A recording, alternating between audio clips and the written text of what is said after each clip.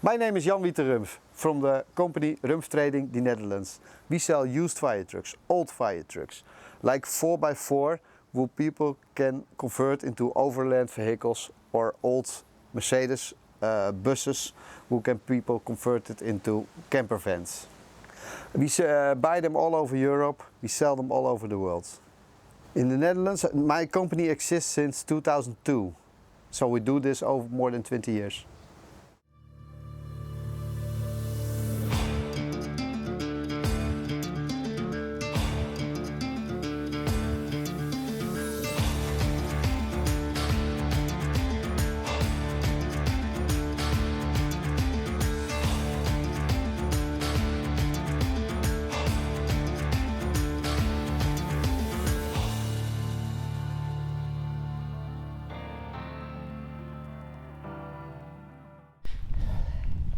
Right, we're in the Netherlands and we're trying to find a B&B guest house for the night, and we have actually found one. We're in the middle of nowhere, but hopefully we have got a room for the night, so it will become very clear why we're here and how we've ended up here tonight.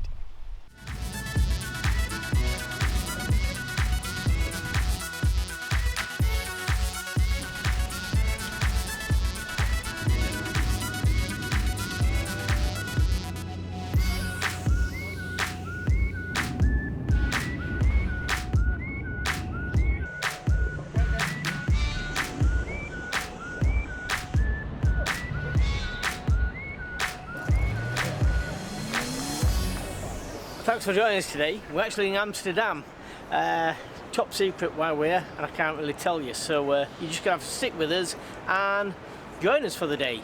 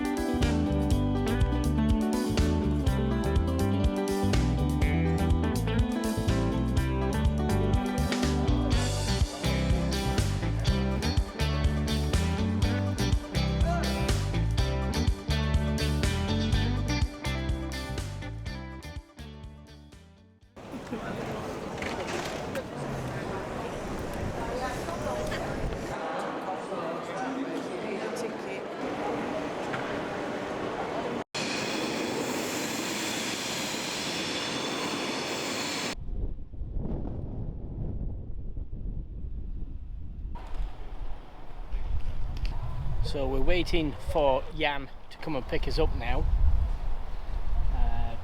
3 trains this morning. It's been a little bit of an adventure, so yeah, looking forward to seeing the vehicle now.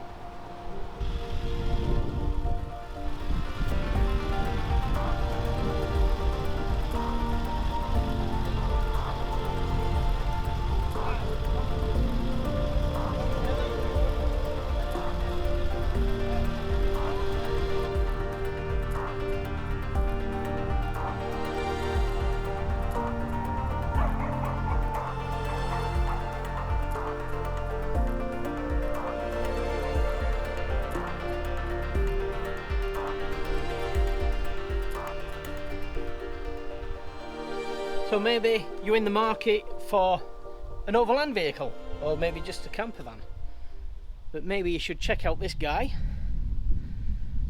And as you can see, we've got 3 vehicles here, all very good condition, and they're going to make brilliant campers.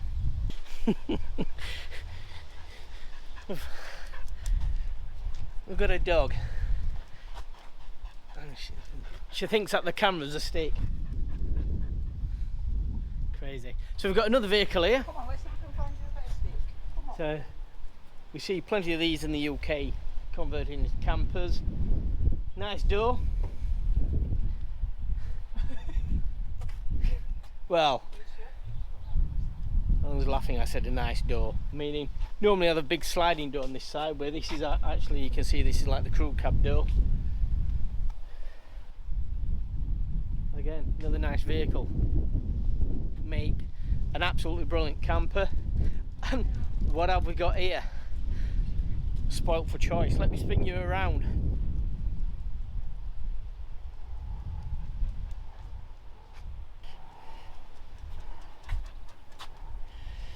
So I think a lot of these fire engines are actually imported from Poland, although he has mentioned places like Austria and also the Netherlands, so they're coming from all over. A lot of his customers are people who are doing camper vans and making overland vehicles, so I'm going to put the link down in the description, and I'm quite sure if you use the EB257 and mention ourselves, I'm quite sure it'll give you a little bit of a discount. So yeah, what do you think then, guys? Comments down below. I can see some more vehicles peeking out behind here, so let's go back here. Now this is interesting. Shh, you'll be quiet, you. Yeah, look at this one.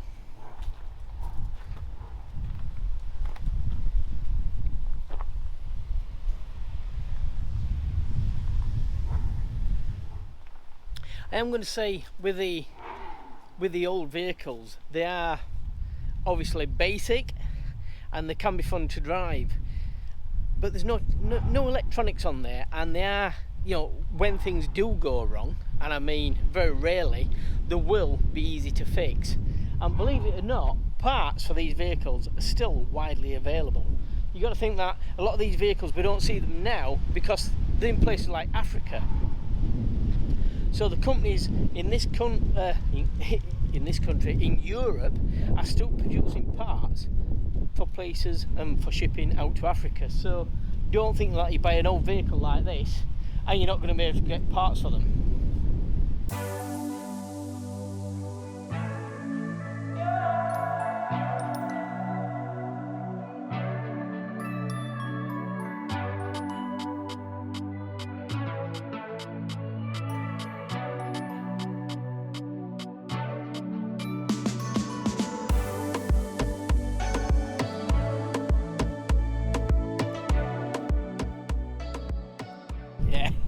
Been towed off. The dog's been taken away from us because he's barking too much. So we're here in the Netherlands, and what are we looking at? Are we buying another overland vehicle, Helen? She's not saying anything. She's not saying anything. No, we're not. We're actually looking at maybe a little bit of an investment. Certainly it's got to be four-wheel drive, as all our vehicles, but we're looking for something what may replace the Land Rover. We're not sure yet, but as you guys know, we're both fond of the Land Rover. We've had it 9 years, in fact above 9 years now, so we don't quite easily want to get rid of it, but there's a vehicle I've always wanted to have and drive, and one's come on the market, and I feel that because these vehicles are getting rarer and rarer, then now's the time. Whether we use it as an overland vehicle or a camping vehicle, I don't really know, but however, we're going to give it a whirl. So let's check out this vehicle and see what you guys think. Yeah, this is the vehicle.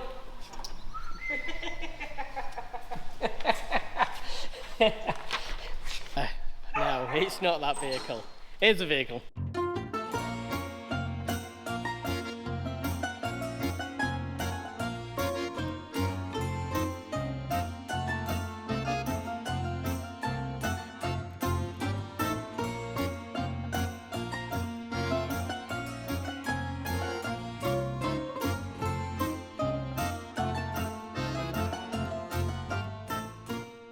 So why the Lada Niva? It's a vehicle I've always admired and I've always liked. Now, if you're my age, you probably saw these back in England back in the 80s and 90s. Now you're very rarely going to see them. Yes, it is a 4x4, and even though Ladas were not quite respected in the UK, they are respected around the world. What are our plans for her? Firstly, to own a Lada Niva. Secondly, we may actually do some work on it, get her to, we'll say, tip-top on the electrical side of things. There's a few noises, but nothing major. In fact, we drove a good 2 hours flat out yesterday to try to catch the ferry, and as you know, we missed the ferry. Or if you don't know, you'll see that we've missed the ferry. So what do I like about the Niva? I don't know. It's not fast, it's noisy, it's smelly, but it's basics. And basics to the extent that, you know, we've got the luxury of windy windows. There's no radio in there. In fact, there's not very much in there at all. So that's one of the plus points of this vehicle. Parts are cheap. But no, let's take a look around and let's see what you guys think. In fact, as I get in here, let's see what Helen thinks. Helen? I think the smile says it all. Yeah, she's yet to be won over. She's got to be won over, she says. But I mean, yeah, what we've got here, let's have a look. So on the door we've got the windy handle, which that works on both doors. The clock, the rev counter isn't working, and we did have a little bit of smoke coming from one of these switches, which hopefully we've cured now by removing the switch. Glove box, nice. I think we need some WD-40 on the sliders here. They're a little bit stiff. We've got the nicely padded sun visors. Seat belts work. We've got lock and unlock, and this is the high and low lever, and obviously we've got the 5-speed box. The seats in the back here are the original seats, and these will actually fold down and lay flat. These seats here are actually new ones. Not quite sure whether they are from a Niva, but they're clean. Helen's been playing with the electrics this morning, trying to get the sirens working. So looking at the back, then we've got plenty of room in the back. I'm assuming this is for the screen wash here. As I said, everything's basic and everything's all plastic. Decent set of tyres on there, and we'll pop the bonnet and we'll have a look at the engine compartment.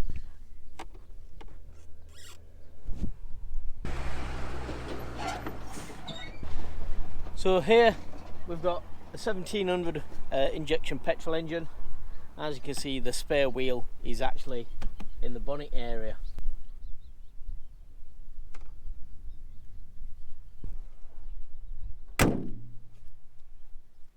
So what do we know about the vehicle? It's come from Poland originally. It did belong to the fire department. So when we saw this one on the internet, after recently visiting a fire station and seeing the quality of the vehicles there, this one is obviously going to be mechanically sound. And to be honest with you, yeah, it's got one or two issues, but nothing we can't fix. So I think we'll take it for a test drive, eh?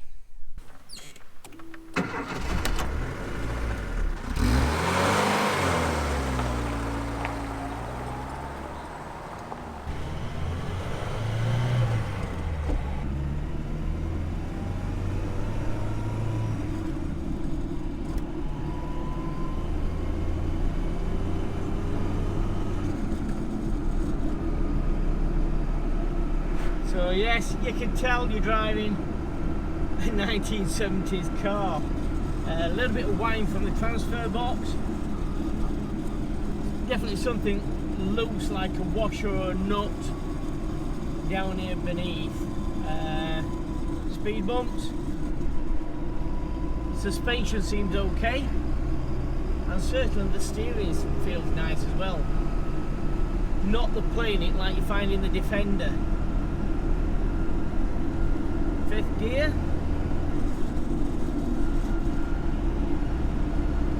Yeah, things good.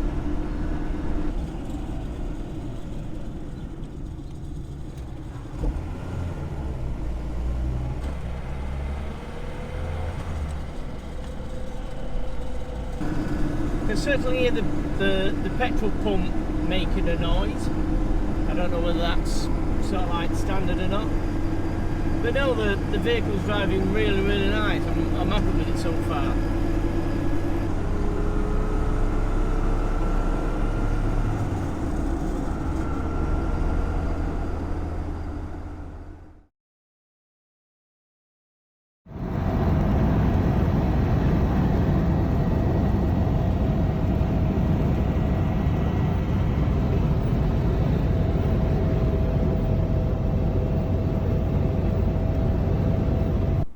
So we've driven for 2 hours flat out to get to the ferry port. Thanks to the incompetence of Royal Bank of Scotland, you can see now the ferry booking is actually closed. So yeah, thanks guys. We're trying to reclaim or cancel the tickets, try to get some money back on the tickets, but yeah, it's cost us £227 for the pleasure, and then we're gonna have to find an hotel for a second night. So yeah, thanks RBS.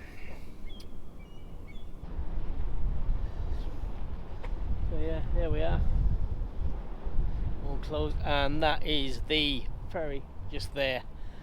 So obviously it's not P&O's fault. So the saga continues. We are now on the lookout for a motel or hotel. We've just tried a really nice Irish bar here, but they're fully booked.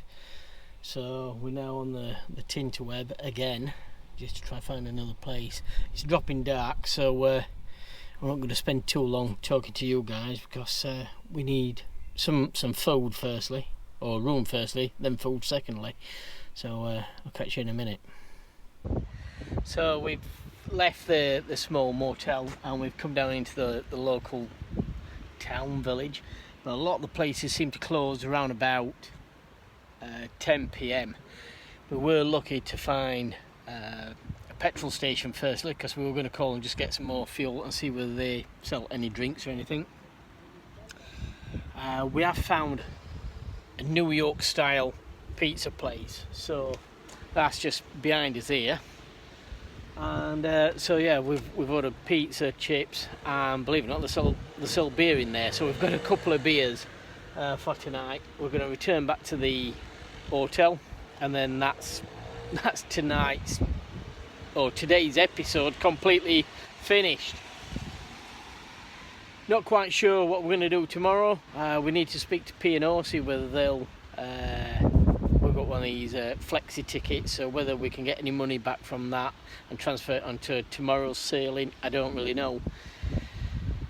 There's so many options, don't know just yet. So yeah, I'm going to sign off tonight, and well, Helen's waiting for the pizza. That's it basically. So yeah, we'll catch you probably in the morning.